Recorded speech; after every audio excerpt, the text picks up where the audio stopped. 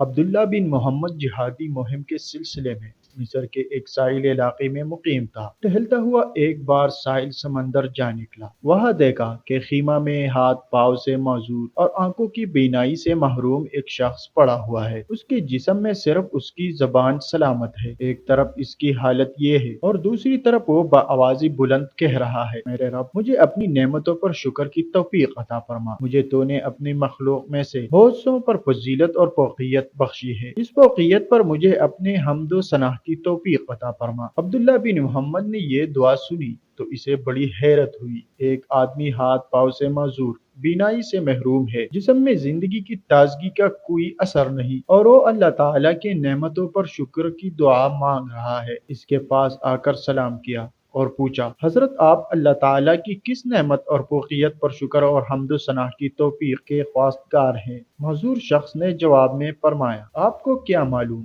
میرے رب کا میرے ساتھ کیا معاملہ ہے؟ بخدا اگر وہ آسمان سے آگ برسا کر مجھے راکھ کر دے، پہاڑوں کو حکم دے کہ مجھے کچل دے، سمندروں کو مجھے غرق کرنے کے لیے کہہ دے، اور زمین کو مجھے نگلنے کا حکم دے، تو میں کیا کر سکتا ہوں؟ میرے ناتواں جسم میں زبان کی بے بہا نعمت کو دیکھیے، یہ سالم ہے۔ کیا صرف اس زبان کی نعمت کا میں زندگی بھر شکر ادا کر سکتا ہوں؟ پھر فرمانے لگے، میرا ایک چھوٹا بیٹا میری خدمت کرتا ہے، خود میں معذور ہوں، زندگی کی ضروریات اسی کے سہارے پوری ہوتی ہے، لیکن وہ 3 دن سے غائب ہے، معلوم نہیں کہ کہاں ہے۔ آپ اس کا پتہ کر لیں تو مہربانی ہوگی۔ ایسے صابر و شاکر اور محتاج انسان کی خدمت سے بڑھ کر اور سعادت کیا ہو سکتی ہے؟ عبداللہ نے بیابان میں اس کی تلاش شروع کی تو یہ دردناک منظر دیکھا کہ مٹی کے 2 تودوں کے درمیان ایک لڑکے کی لاش پڑی ہوئی ہے، جسے جگہ جگہ کے درندوں اور پرندوں نے نوچ کا رکھا ہے۔ یہ اسی معذور شخص کے بیٹے کی لاش تھی۔ اس معصوم کی لاش اس طرح بے گور و کفن دیکھ کر عبداللہ کی آنکھوں میں آنسو بھر آئے، اور یہ فکر لاحق ہوئی کہ اس کے معذور والد کو اس المناک حادثے کی اطلاع کیسے دے۔ اس کے پاس گئے اور ایک لمبی تمہید کے بعد انہیں اطلاع دی۔ بیٹے کی وحشتناک موت سے کون ہوگا جس کا جگر پارا پارا نہ ہو؟ وہ خبر سن کر معذور والد کی آنکھوں سے آنسو رواں ہوئے۔ دل پر غموں کے بادل چھا جائے تو آنکھوں سے اشکوں کی برسات شروع ہو جاتی ہے۔ یہ بھی اللہ تعالیٰ کی ایک نعمت ہے کہ غموں کا غبار اشکوں میں ڈل کر نکل جائے۔ شکوہ شکایت کے بجائے فرمانے لگے، حمد و ثنا اس ذات کے لیے ہے جس نے میرے اولاد کو نافرمان پیدا نہیں کیا اور اسے جہنم کا ایندھن بننے سے بچایا۔ پھر انا للہ و انا الیہ راجعون پڑھا اور ایک چیخ کے ساتھ اپنے رب حقیقی سے جا ملا۔ ان کے اس طرح اچانک موت پر عبداللہ کے ضبط کے سارے بندھن ٹوٹ گئے اور پھوٹ پھوٹ کر رونے لگا۔